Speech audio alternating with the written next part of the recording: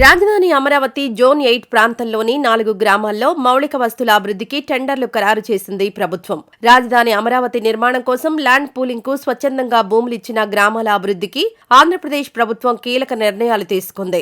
భూములిచ్చిన రైతులు, గ్రామాల ప్రజలకు మెరుగైన జీవన వసతులు కల్పించాలనే లక్ష్యంతో ప్రభుత్వం భారీ స్థాయిలో మౌలిక సదుపాయాల అభివృద్ధి పనులు ప్రారంభించనుంది.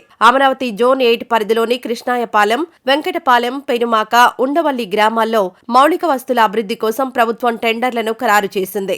ఈ గ్రామాల లేఅవుట్లలో సమగ్ర మౌలిక సదుపాయాల నిర్మాణానికి 1358 కోట్ల వ్యయంతో పనులు చేపట్టనున్నారు.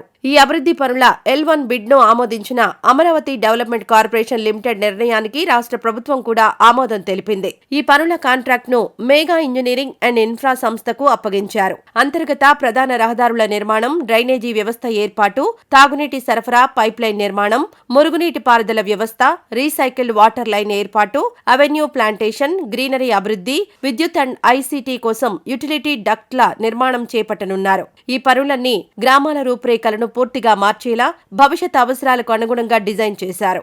ఈ అభివృద్ధి ప్రాజెక్టులకు అవసరమైన నిధులను CRDA సమకూర్చనుంది.